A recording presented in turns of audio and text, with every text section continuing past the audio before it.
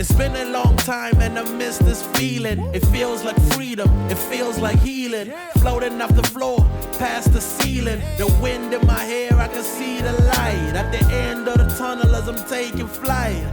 Man, I'm feeling like myself again. Hey, man, I'm feeling like myself again.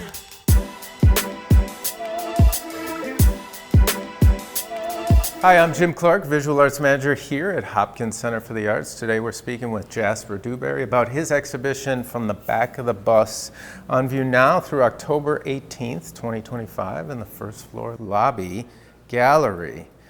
Jasper, welcome. Thank you. Thanks for having me. Can you tell us about this particular body of work and the overarching theme that you're investigating? Yeah, first of all, thank you guys for, again, you guys being here today, and you, Jim, for helping me set this up, and Hopkins Center of Arts for the opportunity to display this body of work. And yeah, it's been truly fascinating to get it, to see it in this space. It's truly amazing and a blessing, so thank you. Yeah, kind of a little bit like high arching for the body of work that you guys will see or do see here is body work over about several years. For those who haven't seen my artist statement or familiar with it, a couple different things. I say like the themes that I go over are themes that I've either witnessed or experienced as either a black male in America. Many different ranging emotions from pain, joy, excitement, confusion, anger. A little bit of my history too as an artist, to answer that a little bit, is going to school to be art teacher originally at first. So through that course, it was diving into art history, and at a time, maybe call it civil unrest, civil uprising in the last several years that we know very familiar here in Minneapolis with George Floyd, and then like I said, inserting myself as person that was a little bit of reflecting, through all that, and using my art as kind of a diary entry, if you will. Mm-hmm. So again, all those motions that I touched on, and at the same time being, again, going to school to be an art teacher, there isn't anyone or anything that tells me is like, hey, you need to educate or you need to talk about these themes in your art. They kind of just naturally, again, using the diary entry as the term, I guess, to get some of my thoughts and emotions out, but using it as a platform and tool to educate or talk about some certain different topics through American Black history, highlighting a few inspirational figures, both with social justice, maybe it's sports or anything from that, even to educating or bringing awareness as well. Like last year with the presidential election, using that as a tool to talk about some topics, maybe like I said, through Black history with the Voting Rights Acts of 1965. And we can talk about some of those things more in depth, later. But those are the few things that you'll see throughout the body of my work that you see here in my show. Mm. And how do you identify what you do as an artist? How do you describe yourself and your practice? That's a good question. I think maybe it's educator is like the term that I've maybe found myself, whether it's even through friends or a family, like, that's great that you, again, we'll just talk about that example of the Voting Rights Act of 1965, like, yeah, that's great, but why do you feel the need to have a piece about that? Yeah. I couldn't tell you that answer. Maybe like, again, through the last few years of self-reflecting, educating even myself, a little bit of using that as a tool, and maybe it's educator, maybe it's someone who is helping bring awareness. Again, I try not to, and I said this with a couple of my talks in the past, is not in any way trying to use my art to be a preacher or anything like that. It's more so to bring awareness, create a conversation, and if you can walk away as a viewer, maybe learning a thing or two, feeling, experiencing, maybe you taking something back. Sure. I say that I feel like that was maybe a little bit of my purpose of my work. In many times, as artists, we don't have the opportunity to very literally have the conversation with the viewer because you're not in attendance of the show every day, minding the show as a gallery attendant. Yep. But I imagine during events, whether it's opening receptions or talks like these, you have had an opportunity to very literally have a conversation with the viewer. Have those, in those conversations, have you discovered things that you didn't realize about your own work or about how people see it? Yeah, I think there's always that, even I think about the opening here, a few pieces, and, people running up excited, obviously hopefully did enough with drawing people in, because, always that piece that you want people to engage in your art. And they're like, is this about, I can't even tell you some of the topics that I was like, no, but from your perspective, I actually could see that, and Sure. and I'm like, that's, we as viewers to any piece of art, we bring whether it's personal experiences or things to that.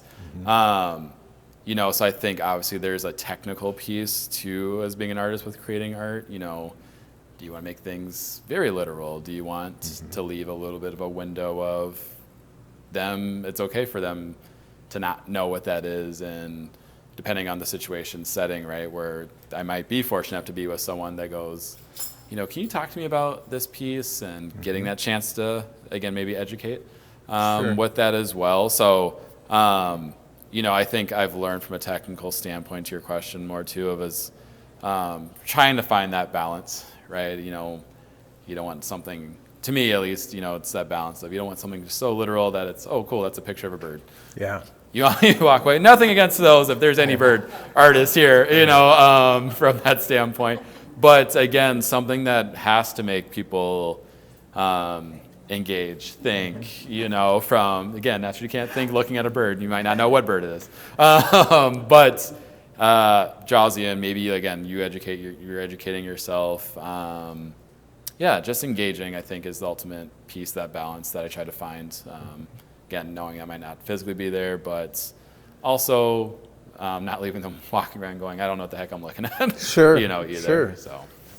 In my opinion, the works in the show express a really full spectrum perspective on experience, and some of them are more overt than others. Yep. I mean, Vote 1965, and there are content there that is very overt. But this piece, for instance, which if you're not a baseball fan and you don't keep track of people's numbers, or you're looking at it in the context of the show, I think many viewers might not gather that it's Willie Mays. Yep. And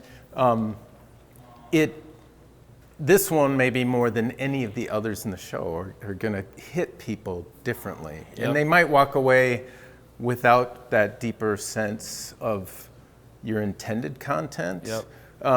But it sounds like you're kind of okay with that. Yeah, and I think it's all about the context too, and what you're viewing some of the pieces. Yeah. Right. Like I think, as I talked about the themes that you see throughout the show, there's a picture of Willie Mays, a baseball player. Like, cool.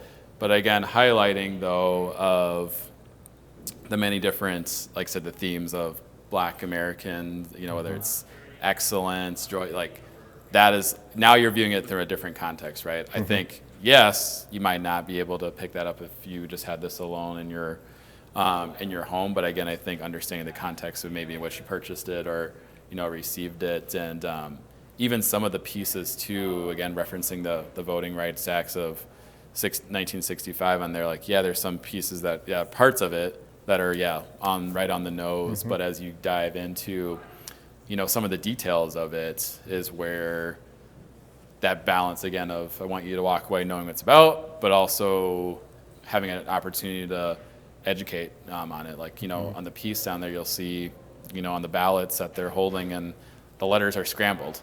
It might take a second for you to go, why are the letters scrambled, or what does that even spell? That's a nod towards literacy tests that Black Americans and a lot of disenfranchised groups had to take for the ability to even vote. So you go, oh, okay, so I know this place is about voting, but even having that extra moment or that conversation to still walk away learning and having a deeper understanding of what the pieces can also be about. Have you always been an artist invested in message, in social content and context? No, I have not. It wasn't probably till, I do think I pinpointed to the time, call it the social uprising of, the George Floyd of, I was very much into, but even like my piece here, Rally, the conceptual of, or the starting the carving of that was 15 years ago. So I think there's even been obviously historical moments. These themes have not just because of since the last 5 years have been, but I think in the sense of where my artistic journey has been, that in the last several years since then is where I would maybe start to hone in on using my art as a way to communicate messages, or really letting that be the forefront of my artistic practice. What did your work address before that? What did it look like? Wide range. I wouldn't even pinpoint it to anything. Maybe I hate to say like whimsical, but a lot of people think of that as a dirty word when yeah, it relates to art. Yeah, and again, not a bad thing either too. But because I would say like my work now, I would categorize as very focused or intentional, and even within these two, they're sometimes unintentional. I don't have, trust me, I do have a long list of pieces, ideas, and thoughts I want to talk about, but I don't go like, all right, for the next year, I'm only focusing on voting, and then after that, I'm going to get into, mass incarceration. It's a little bouncing around from that standpoint, but no, the art before, I think, wow, that's a good question, because I couldn't even remember some of the stuff that I've been even working on, but I would say maybe not as focused, again, not a bad thing, but not as focused and intentional as my work in the last several years. Sure. I know you spoke of it in your bio that, and it resonated with me deeply as a young entrepreneur. You drew coloring sheets that you distributed to your fellow students. Yeah. But you didn't charge for them. No, I didn't. I charged for I didn't know as a my first. stuff, so I didn't know as a first grader that I should have been charging my teacher that I was making her life easier. But no, that's where that's where we pinpointed my life as my artistic journey started, was watching the Rugrats and just pausing it or trying to draw it as fast as I can. Back then we didn't obviously no one has TiVo anymore. I don't know why I say TiVo, but you couldn't pause it, and like, oh, let me draw that or whatever that may be. But no, and did you have natural aptitude right from the beginning, or just desire? From word of mouth from my parents, yes, that's what it is. Is that we looked out and you were just sitting there drawing the Rugrats, and I do have my great grandmother was an artist, so we'll go with that's had a little bit in my blood, but that's where it started, and I think that was probably not that, again, you're probably that young looking for the gratitude of, you're amazing, you're doing a good job, but it really was that my teacher at that time, this is so cool, and passing them out to, my classmates of maybe the first kind of memory of like, oh, maybe I do have an ability here. Positive reinforcement. Yeah, positive reinforcement and all that, yeah. Mm-hmm. Yeah. When did you encounter printmaking, and is it your primary discipline and mode of expression? Yeah, I would say now it's my primary one. I went to Viterbo University in La Crosse, Wisconsin. Again, mentioning going to school to be an art teacher, I was also fortunate to have a basketball scholarship there as well, but because it was a fine arts school, I got to experience all the fine arts, printing, painting. That was when I was first introduced to printmaking. I think always knew what it was. Sure. But that was my first, I don't know if too many high schools have printing presses and classes funding-wise, but that was my first hands-on experience, and just nothing crazy outside of, wow, I really, love this form of art. I also was during that, I also had a heavy focus on video editing and photography. Small fun fact is I actually got to do some photography for the NBA for about several years here in Minnesota, and we moved to Indiana, wearing many different hats and jobs. I got to do that as well. So, but yeah, in the last several years, it's been shifted towards just from an artistic focus, printmaking. So you don't maintain a photographic practice currently? I think you never turn off those other, things. Sure. I'm never just not taking a picture. It's, my wife likes to kindly remind me it's just a picture, take it, move on. And I'm like, well, the lighting, tuck it, that never goes away. But even like as simple as what, like I said, whimsical in a good way. Yeah. Capturing videos of my artistic, like of my printmaking. So still staying sharp, if you will, in those ways, but from like wouldn't in any ways categorize it from like a professional practice, if you will. In printmaking, love at first sight? Pretty much. And I got to learn all the different, so it's not just even woodcuts, Talio, dry points. Yeah, it pretty much, it was love at first sight. I wish, I could experience it for the first time again. If there was a negative experience, I don't remember it. But no, I just remember just truly loving it, and I haven't looked back since. Where do you do your work? Do you maintain a home studio? Yeah, a little bit of both. My wife would tell you that it's our kitchen table for long extended periods of time that I might have told her it would be there. But I also, from printing, I'm also a co-op member at High Points that are for printmaking in Minneapolis on Lake Street, and state-of-the-art access to different presses, classes, critiques. So that's been a fantastic community to be a part of with other artists. I think of it always as a place where iron helps sharpen iron from that. So a little bit of kitchen table, summertime out in the patio, but High Point is the place where I get to produce and have access to the presses. Sure.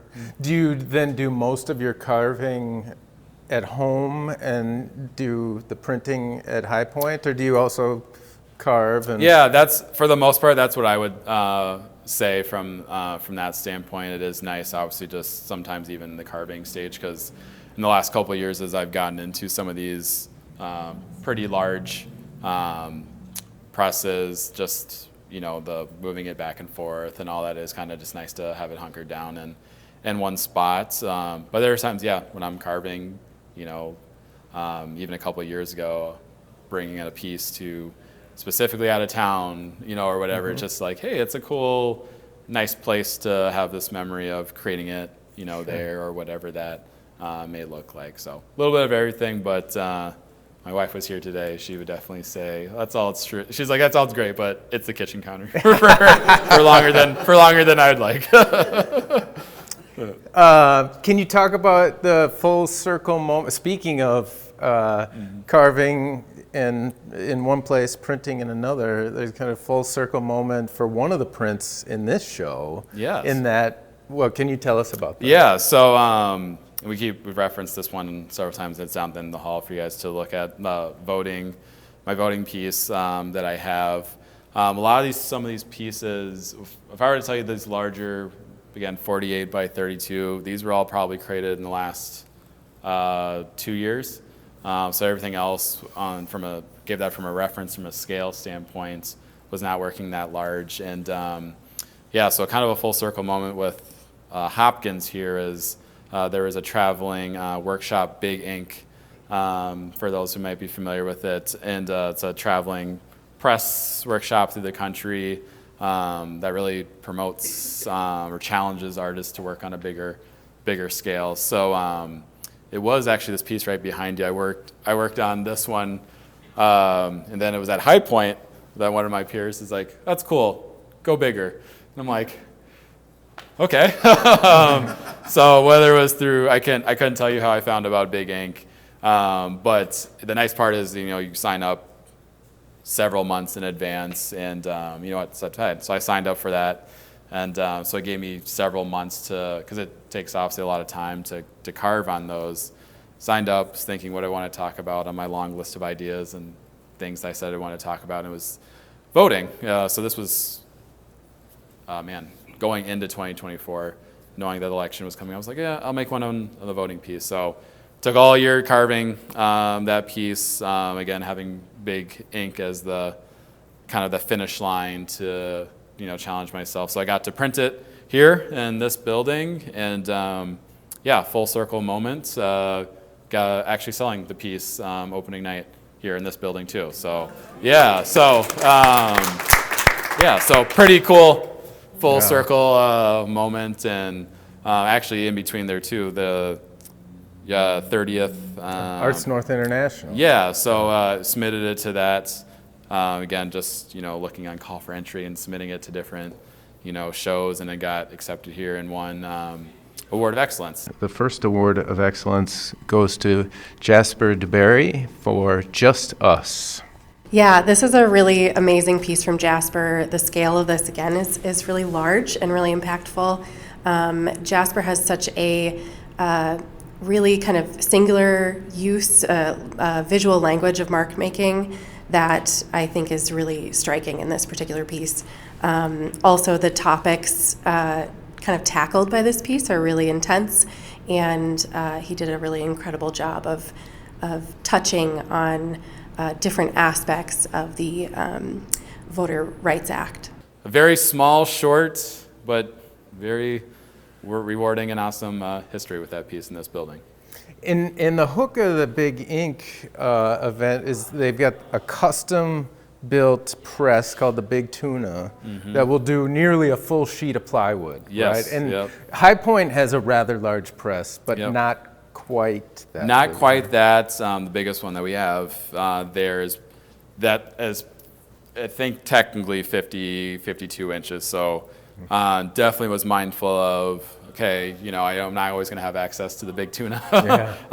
But if I did want to continue with working on larger pieces, making sure that I actually had a way of producing them as well. So a little bit of keeping that in mind as I was choosing what's the right size that's big enough and worth the time of the Big Tuna, but then continuing to still be able to make and produce prints on my own.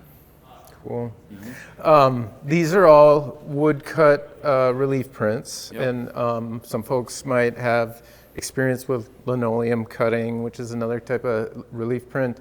Can you walk us through the process and what you use for people that aren't familiar with how these images come to be? Yeah, absolutely. And so for woodcuts, I know there's a lot of people that know, but woodcuts, it's literally as simple as a piece of wood that put your image on. I call it cheating. I use hand carve it all myself. I know some people use power tools and all that. Again, nothing against people that use it, but it's hand carved with that. I think a lot of people, assume, I don't know what I was asked of, do you use a power drill for CNC? Nope. Or whatever. I'm like, nope, it's sit there and I literally hand carve it, whittle it, however you want to call it from that standpoint. I got to experience a little bit with linoleum, like I said, in school. I think what brought me back to wood or wanting to use it was a couple of things. It's one, I think the characteristic that the wood itself has in the art. I think a lot of people, they might not know what a woodcut is or how that process is. When you tell them, they're like, oh, okay, now I can see the wood and the characteristics that the wood brings into that. But then I think secondly, kind of in the same line and theme of my work, or the same line of the themes in my work, over history, wood, and specifically relief or woodcut, was a popular tool and still is for a lot of Black Americans in the artistic world. I think the biggest piece of that is accessibility. As Jim mentioned, I was fortunate enough to be at the State Fair this year where people could see the process of what's coming up. The common question I got was how much is that fancy piece of wood there? I was like, oh, this is a $20 piece right off the shelf at at Home Depot, but like there was a lot of like, wow, like okay, like, and the reason why that was such a popular format for people is the accessibility.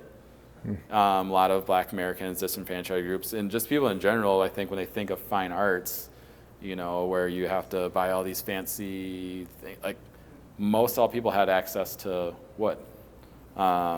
Paper, exactly, right? It's from all those things. So it's almost a little bit staying true to the themes that I'm seeing in the pieces with the actual tools and supplies that I'm using from that. So, but yeah, from there, you simply is carving into it. The technical pieces of it is you're printing it all backwards. It's totally fine when it comes to word pieces that maybe don't have words or numbers on it.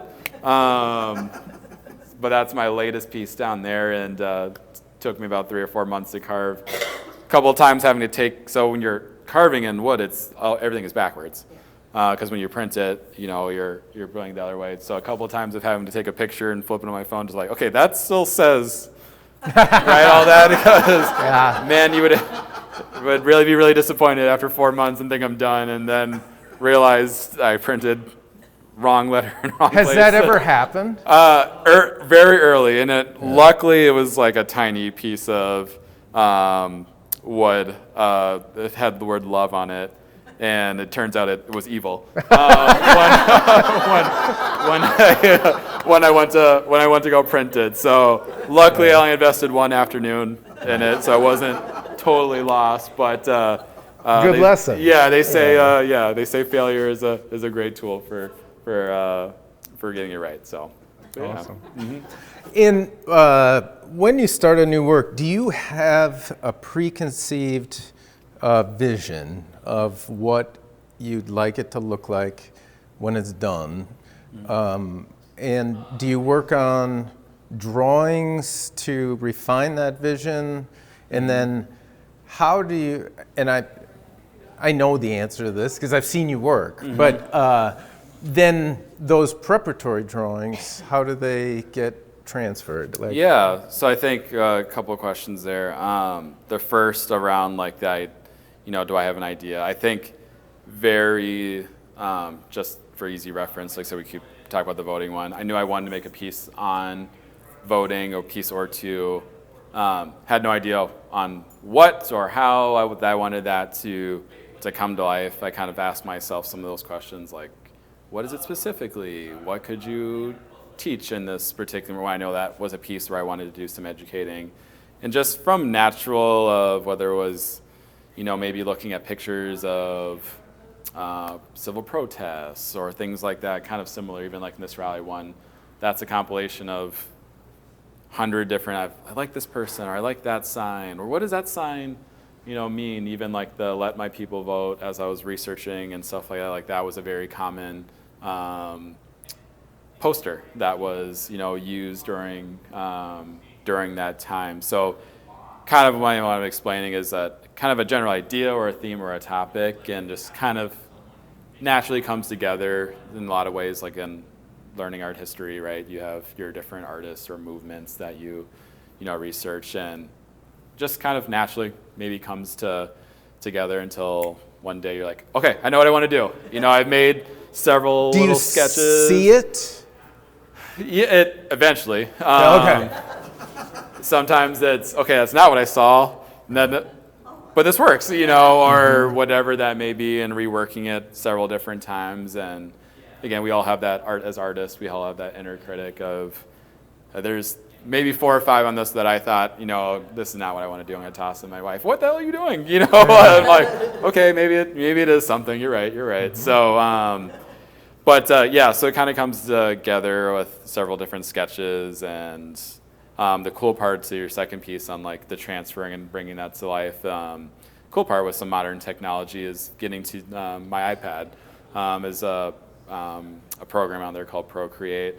It's cool. You can see a time-lapse video and all that. I might have shared with one of you with that. For this one, I drew several different characters, a lot that even aren't there. And it is kind of cool to be able on the iPad to move them around. No, I don't like this guy, scrap him, even though I spent 2 weeks drawing him, he doesn't fit, or whatever that may be. And finally arriving at a piece of there. So again, as I mentioned earlier, it's back, you have to print it backwards. So maybe cool is not the word. The part about printmaking is, so the size of this print, that's the size of the board. There is no like scaling it up after or anything like that. So yes, I have a large pile of wood prints in my garage, but so thinking of it from this sense of that was, so I drew it on my iPad like this, and the final thing, I was able to flip it in my program, like on my iPad. I send it off to like UPS, FedEx, it's like a $5 kind of copy. So they print it full size? They have to print it, full size. Yep, great question. Print it to the full size of the board. So I put that over the size of the board. I think I'm one of the few people that actually buys carbon copy paper. And then from there I just trace it. So you're essentially tracing the backward image onto the board. And then from there, carve away. Yeah. Do you make any adjustments in that process? Like once you have it printed at UPS or FedEx or whatever large, and you're transferring it, do you ever say, oh, I need to move this finger over or whatever? Yeah, I usually have worked through all that by then. Like for example, I do print 2 copies. One where it's actually the way that I was hoping it to look like, and then one mostly just to save myself a trip. Yeah. But I print it kind of like the final image of that, and I do hang it up, and I give it a week or 2 walking past it, different times of the day, different moods, see, because it's one thing to draw on your sketch pad and then your iPad, and then to actually see it, that big. Because there has been plenty of times of, okay, that looks great when it was that big, but now me, go back to my iPad and change it in that process. Yeah. So when it does finally come time to put that on, I've already worked through all of that.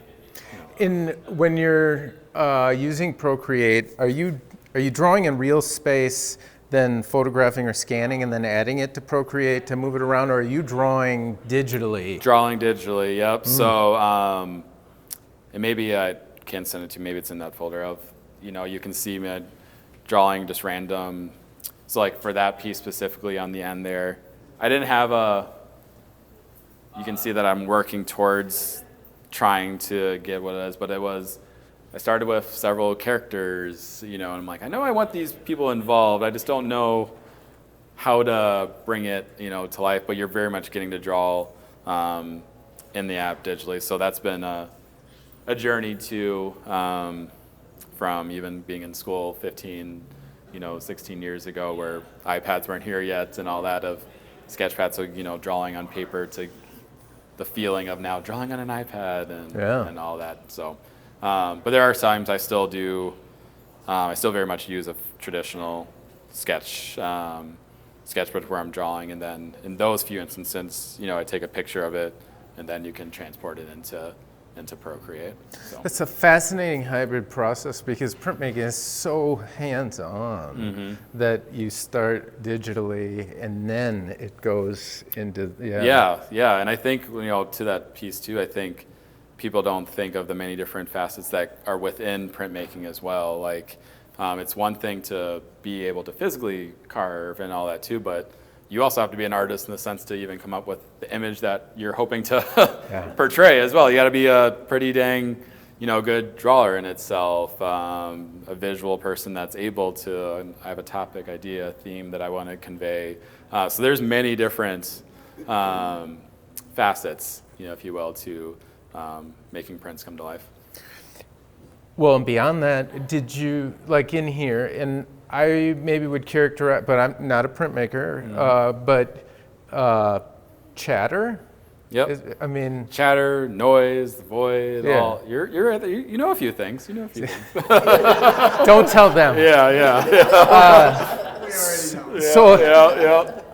The chatter.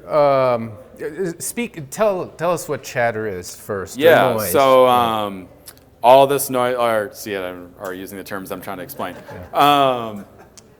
Maybe like you'll see it. So this is maybe I would categorize some of my earlier work where you don't see, like you see how clean the white void area is. So that is everything that's carved away so deep that the press doesn't touch around that. But as you see in some of these other pieces, my later pieces, you'll see, so what you're seeing that is like maybe on my iPad when I drew that, and sorry if I'm moving around, tell me if you need me to stop. Stand still. Some of these things like that's just pure white would be like, again, similar to this, but something from an artistic ability that I've worked on getting better over time is, again, going back to why I use wood is how to actually leverage and almost champion the characteristics that wood, brings. And that's what I'm carving with that. It's being mindful that the ink, or depending on how the pressure of the press, it might pick up some of that. So these lines that maybe aren't as deep or whatever, that's where the noise or the chatter or the void that we're referencing, comes into it. Some places like that being intentional that I knew it was going to pick up, with that as well. And does that give a design element a little bit too with the, with the O there? So, yeah. So maybe that hopefully answered some of that. For sure. But a follow-up then: did your preparatory drawing kind of acknowledge the fact that you would be leveraging the chatter for contour texture because it's describing the form of the uniform, and it's giving a graphic dynamism to this flowing shape that kind of communicates the energy or light. And I think what many viewers that maybe they didn't go to school for art or whatever, it seems like, well, that would just occur. But there's 1,000 different ways you could have removed that material, and it could have went in any direction. Correct, but you really leveraged to give it graphic interest. So did you, ultimately the question is, was that notated in your preparatory drawing at all, or did you kind of discover it? Discover it, yeah. Yeah, for this piece specifically, it was not at all. This was actually completely white, because even in a way, if you can maybe visualize it even too, as I was going back and forth of, I feel like that was actually going to add a piece of just keeping this completely white and having it split almost in a way from a black and white standpoint of that. Sometimes it's a little bit of when I actually come, maybe a happy accident, maybe, or some of you guys are going, no, I want to see it completely white. But like, Cole Jasper, no, what you're describing probably sounded better. A little bit of a happy accident, I will categorize this one as, because again, as I mentioned with some of my later pieces of really, I think, honing in on the noise or the characteristics or the personalities that wood brings into it. And I did do a little bit of, so again, as I've already had this on traced over, it wasn't actually kind of until like the 11th hour of starting to carve, I'm like, I feel like I could do something here. And, on the wood, this is probably one of the only pieces on the wood where I took at this stage, took a marker and just kind of doodled a few lines in different directions to see like, how does that maybe look, and went with it and can't go back now. Nice. So, yeah. Oh, I think it's spectacular. Yeah, well, thank you. You're pleased, aren't you? Yeah, I think, yes, I'm pleased. I'm pleased. I am pleased. I think you'll ask any artist, they're like, is this fun? Depending on what day you ask me, I'm like, well, I'll point out something that you guys won't even know it's there. So I need to just say, yes, it's done. For sure. Yep. Awesome. Let's open it up to questions. Yes. Hi, Jasper. Hi. And I love your work, and I talked to you during the show. Yeah, it's good to see but, you. So, all right, when I did woodcuts, I'm a dinosaur, we used a spoon, the back of a wooden spoon, after you put the ink down, and then put the paper down and on top of the paper. So obviously, That still hasn't gone away. You don't do that. I used it on that one. You did? I still ran it through a press, but on some of these areas where I want the chatter to show? I use that. Sorry if that was going to be your question. I'll let you answer. You answered it. No. So how big are they? Have to be pretty big presses. Is that the ones that you use down in Minneapolis? Yes. Yep. Oh. Yeah. So it can fit about 50 inches. Like I said, just pretty much as wide and as long as probably is the bed that board fits on. But you for the do some presses. of it by hand as Yeah, well? so I still run it all through the press as the initial. The only place where I use like the spoon, or we use kind of think of it as like looks like an air hockey puck, was going over it on the places, because you can still see through the paper, because it's pretty pressed through and obviously thick black ink. But going over like the places in the void or the chatter that we now kind of established what that is, that's where I still want that to get even a deeper impression on some of that stuff. All right, well, that's why I'm impressed with your work anyway, but after the way I did woodcuts, The press I was really impressed. The press did 95% of, I'd say 99% of the work. That would be way And too I did it for maybe 2 or 3 minutes after. Yeah. Okay, Yeah. that's great. Yeah, thank you. Very cool stuff. Thank Very, you. very cool stuff. Thank you. I do a little bit of wood carving, Okay. and I have not ever ventured into this territory. But I'm just curious how you control the depth when you're doing the chat. I love the chatter. Thank you. Keep chattering. Yes, I'll keep chatting. Keep chatting. How much can you control? How much do you know in advance that these lines will appear? Or is that when you go over it with the burnishing tool? Yeah, that's you don't. You can think that I carved pretty deep, and then I'm still getting noise. Several to most of these, if anything, when I started to be like more intentional about wanting noise and what's the balance of too much or too little, it's always better to leave too much on it, run it through the press, and learn that also the hard way early on too. There is no going back the pieces. But that's also the cool part of, as you know probably yourself, with doing some carving. Like, as much as you think you're going to control the lines or whatever, the wood might have a different. And that took a lot of time as an artist to surrender to thinking that you want to control every piece of that. And I will point out one part about this. Don't do it. Yeah, I'm going to. I have to. Where it's like, I want that to be a nice clean line, and the wood says, no, that's coming with me.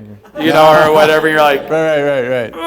there are ways that, you can go back and go over it and all Putty, that. Bondo, do you ever use? But I also think there's a beauty to, like I said, learning to let it go, and maybe it's meant to, be that way. I haven't had anything. Now, again, granted, if I was carving and it took out the whole number 4, then that's a different,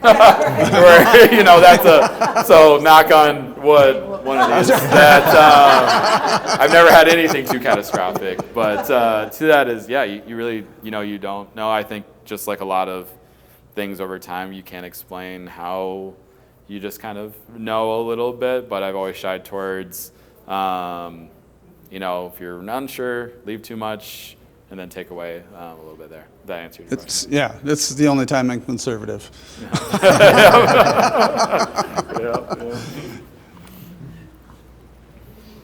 Okay, so along that same vein, different woods have different kind of grains and stuff. What kind of wood do you usually use?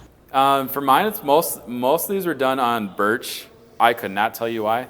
Outside of in school, we used birch was our kind of natural one that was just like provided. I did try. I'm not like in any way wood expert. If there's a title better for wood expert, I don't know. Tried a couple, whether that was plywood. That voting one that's for big ink that they mentioned, they had a very specific. That one's cherry.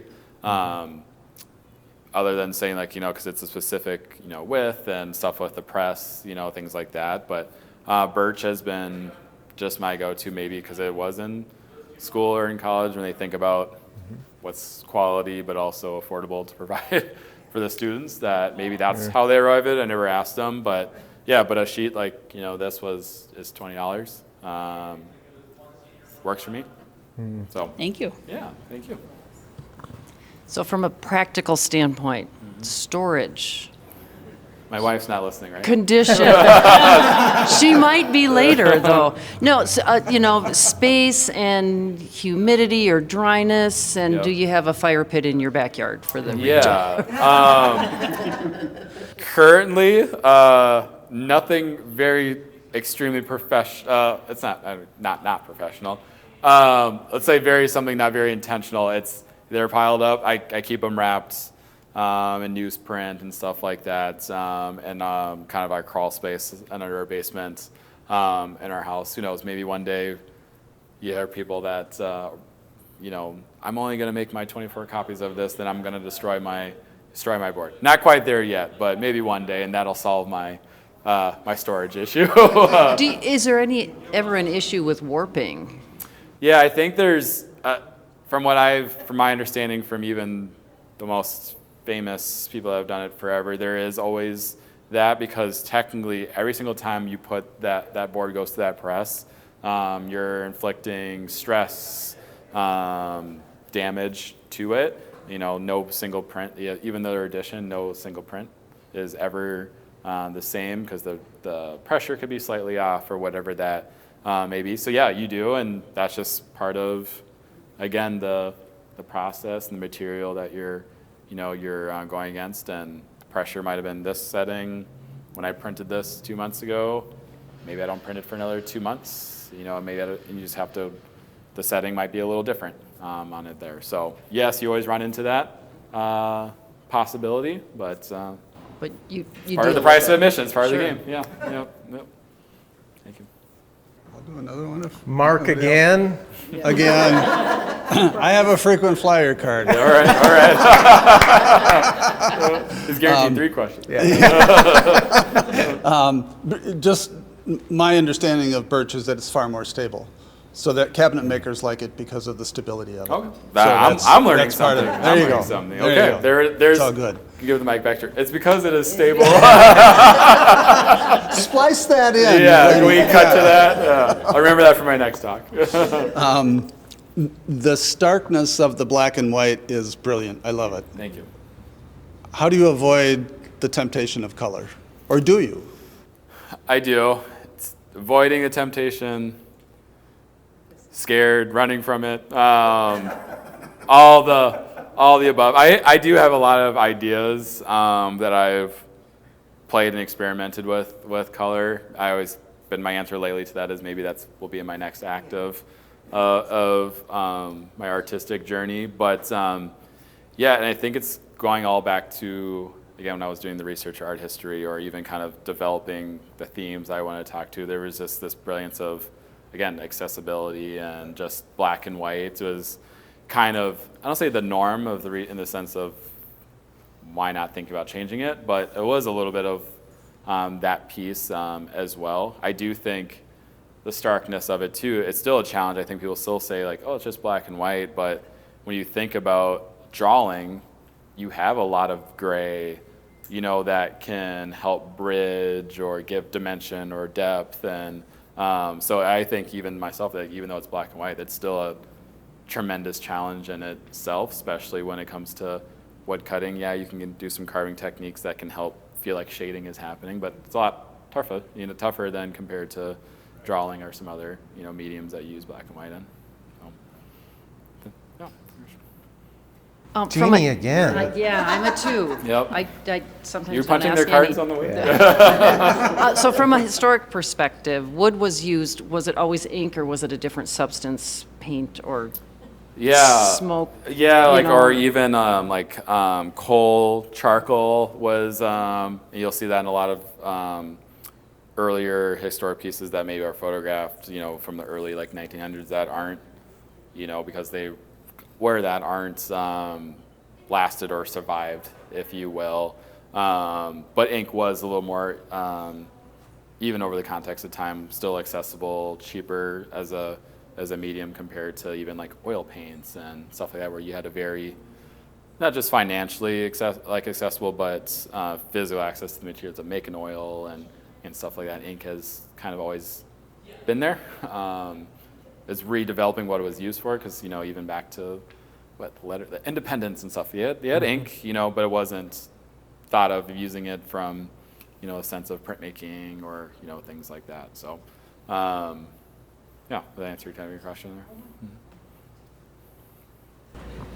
Time for a genie to ask a question to the genie. Save some questions for everyone else. Okay, I actually don't know anything about this medium. So when you talk about the ink, are you talking about what I think of as ink in a bottle, or is it kind of something more sticky, or? Yeah, it's still, yes, ink the way you're thinking of, but there's different types of ink, still pretty much right in the neighborhood of what you're thinking. There's different printmaking inks, and even then for printmaking inks, there's different, whether it's IntelliU ink, Relief ink, or things like that, knowing like what the material that you're using the ink on, if that answers your question. So still very much, yes, you're still spot on. There's not a different magical ink that's out there. So you do know a thing or two.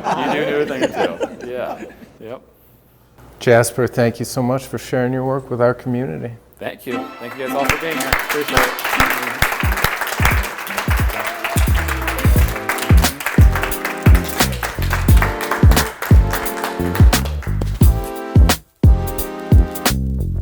Man, I'm feeling like myself again.